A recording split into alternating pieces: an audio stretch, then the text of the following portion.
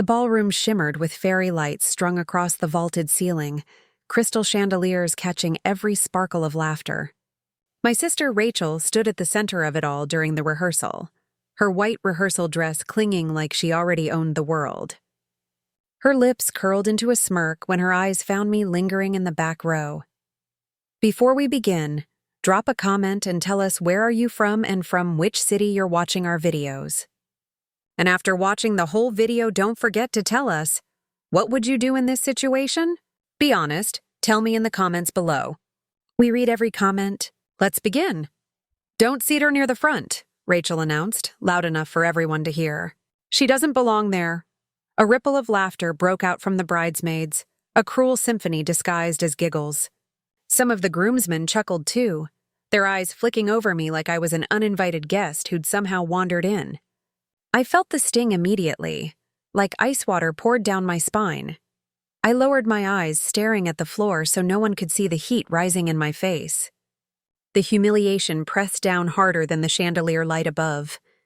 I swallowed the lump in my throat, telling myself I'd survived worse. But in that moment, it felt like the ground itself wanted to open and swallow me whole. "Come on, Rach.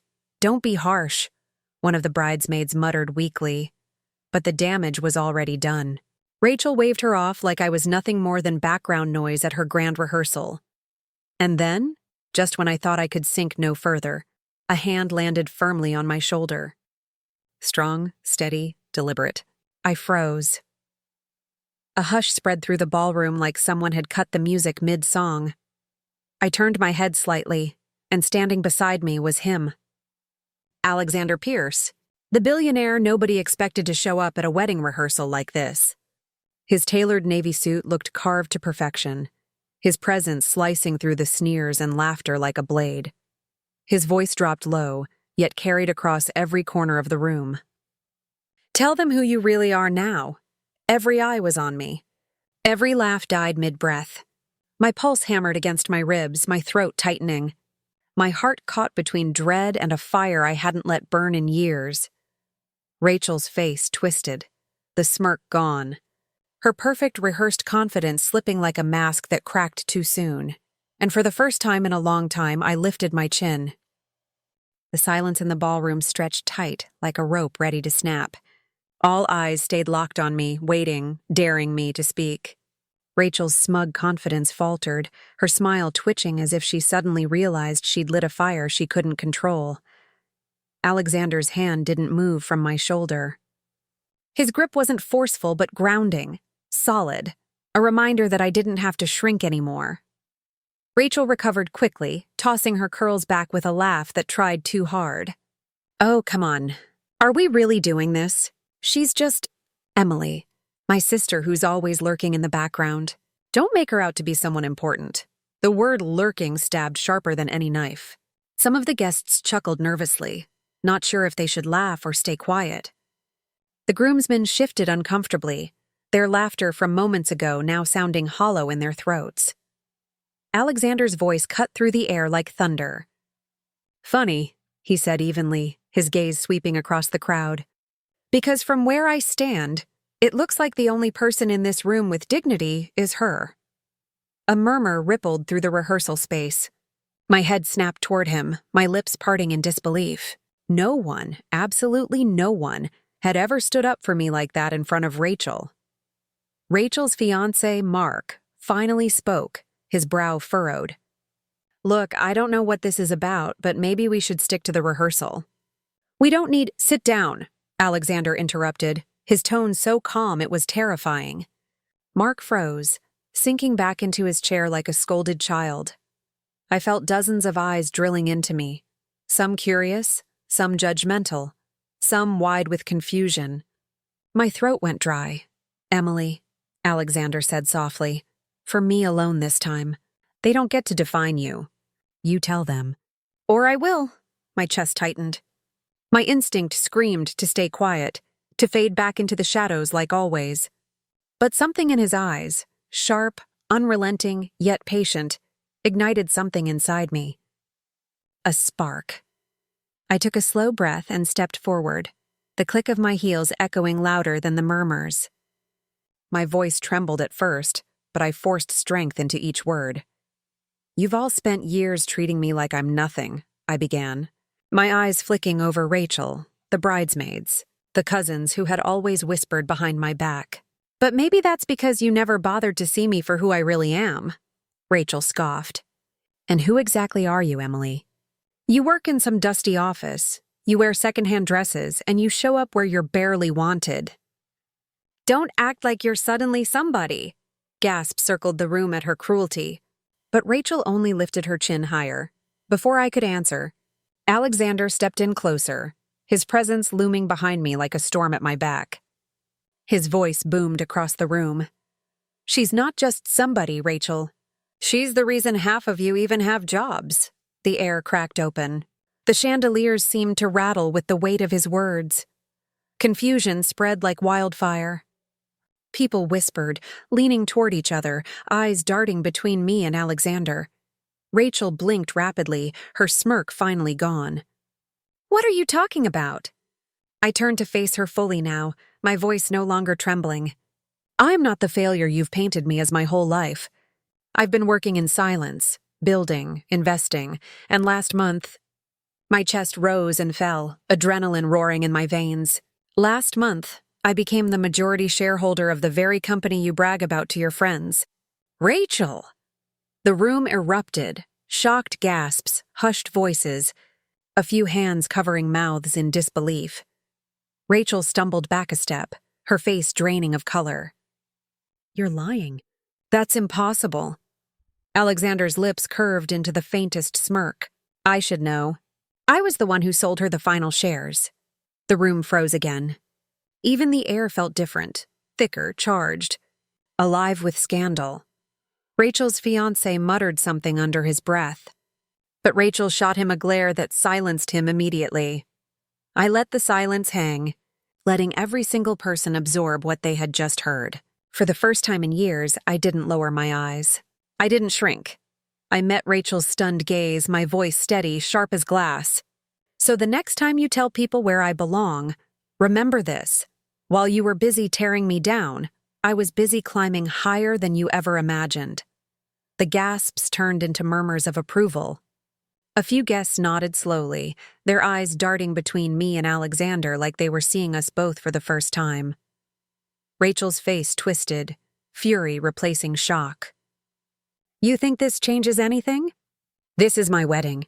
You'll never be more than a shadow standing in the back."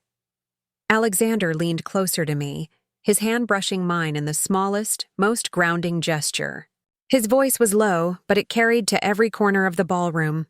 "Emily, you don't need to stand in the back anymore.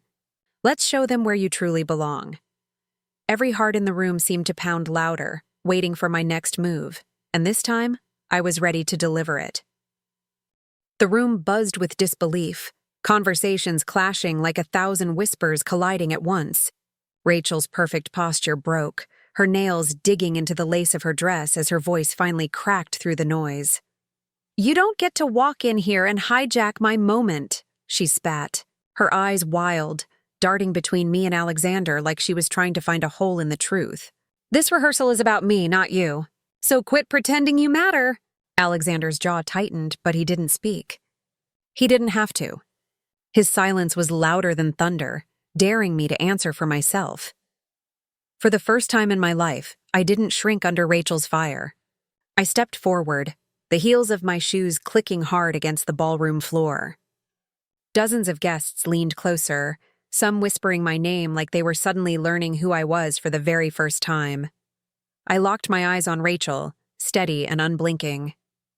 "You're right. This is your rehearsal, and I didn't come here to steal your spotlight." I paused, letting the tension coil tighter before I struck. "But you stole mine a long time ago. You've been smirking, mocking, and tearing me down at every turn because you thought I'd never rise high enough to fight back." Gasps spread across the room. A bridesmaid shifted awkwardly, her hand falling from Rachel's arm as though she wanted no part in this anymore. Rachel laughed sharply, but it was thin, brittle. "You think money makes you better than me? That's all this is, money. Without it, you're still the same pathetic girl standing in my shadow." I straightened, heat surging through my chest, but my voice remained calm, deadly calm. Money didn't change me. Silence did. Every cruel word you threw at me became fuel. Every door you slammed shut, I pried open myself. While you were busy playing perfect daughter, I was out there building something real. Something no one, not even you, can take away. A hush fell over the crowd again. This time no one laughed. Not even the cousins who used to whisper about me behind napkins at dinner. They stared at me like they were seeing someone they'd never met before. Alexander finally stepped forward, his presence shadowing Rachel as much as it shielded me. His eyes locked on her, cold, unreadable. You've embarrassed your own sister in front of your family, your fiancé, and your guests. That alone shows who doesn't belong here. Rachel's lips parted, but no words came out. Her fiancé, Mark, stood abruptly, his face red. All right, enough. This is ridiculous. Emily, billionaire or not, this isn't the time or place. You're making a scene. I turned to him slowly, my voice sharp as glass. She made a scene when she told your ushers not to seat me near the front. She made a scene when she decided my worth could be mocked publicly. I'm just finishing it. The crowd shifted. Some nodded, others exchanged uneasy glances. But the tide was turning. I could feel it. Rachel's hands trembled at her sides. Her smirk was gone, her armor cracked.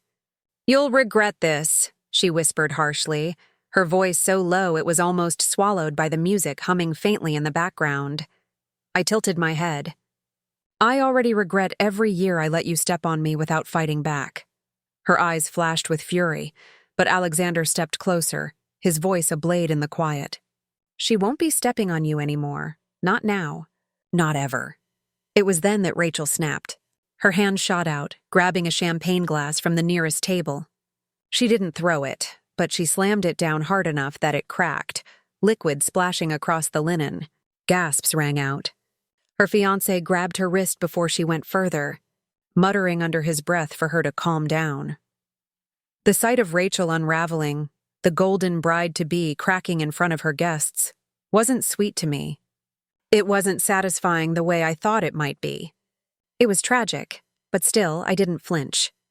I turned to the guests, my voice carrying across the hushed room. I never asked for this moment.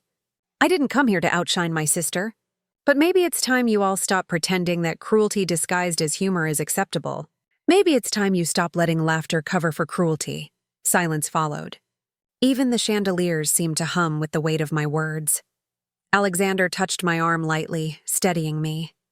His eyes flicked toward the door, silently asking if I wanted to walk out, leave the chaos behind. But something in me refused to back down this time. I looked straight at Rachel, whose perfect image was crumbling before everyone's eyes. If you really believe I don't belong here, I said, my voice low, strong, unshaken, then maybe it's you who doesn't belong in my life anymore. The room froze. Rachel's chest heaved, her eyes wide, the words sinking in deeper than any dagger. And with that, I stepped away from her, every gaze following me, every whisper chasing me, but none of them mocking anymore. For once, they weren't laughing. The ballroom no longer belonged to Rachel. The whispers circling through the guests weren't about her dress, her flowers, or her big day. They were about me. My name slipped from lips in disbelief, shock, even admiration. Rachel's chest rose and fell like she was suffocating, her perfect world crumbling in real time. Her bridesmaids kept their distance now, their faces pale with unease. The groomsmen avoided her eyes, suddenly unsure if standing beside her was worth it. "You can't do this," Rachel snapped, her voice high and brittle. "You can't come in here and ruin everything." "This is my moment." Alexander's eyes sharpened, his tone colder than I'd ever heard it. "No, Rachel. You ruined it the second you decided to humiliate your sister in front of everyone. Actions have consequences. You just never thought yours would catch up." The guests shifted uncomfortably, some nodding, others whispering behind their hands. Rachel's fiancé, Mark, looked at her with a mix of embarrassment and disappointment. His jaw clenched, his grip on her wrist tight as he muttered, "Enough, Rachel. You're embarrassing yourself." She ripped her arm away. "Embarrassing myself? She's the one making a fool out of everyone." She thinks money makes her untouchable. Stop. My voice cut clean through hers. I didn't raise it, but the command in it silenced her instantly.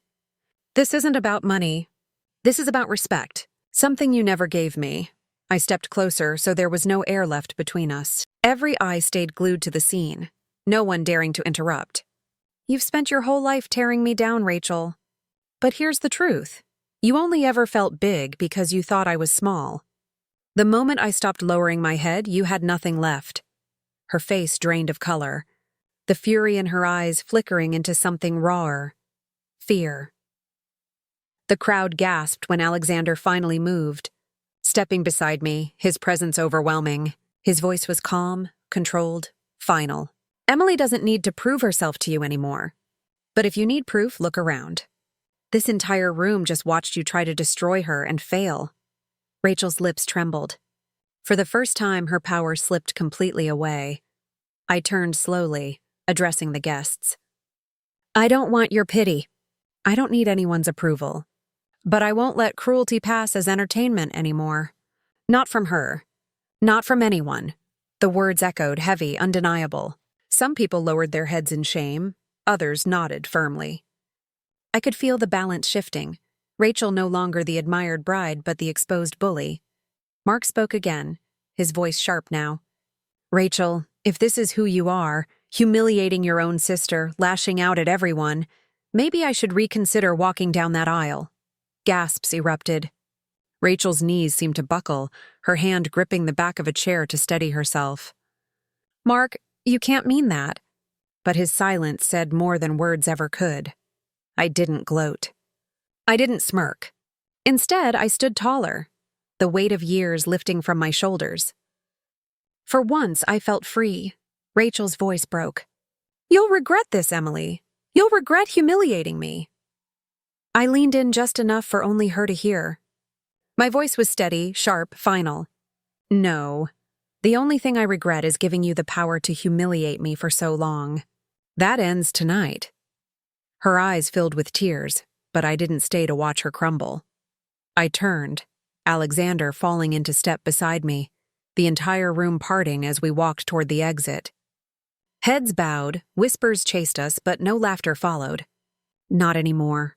As the heavy doors swung open, Alexander's voice dropped low, only for me. You don't need their validation, Emily, but after tonight, they'll never forget your name. The air outside was crisp, the night sky endless. For the first time in years, I felt like I could breathe. I glanced at him, my chest still tight with adrenaline. Why did you step in back there? His eyes softened, the steel in them easing.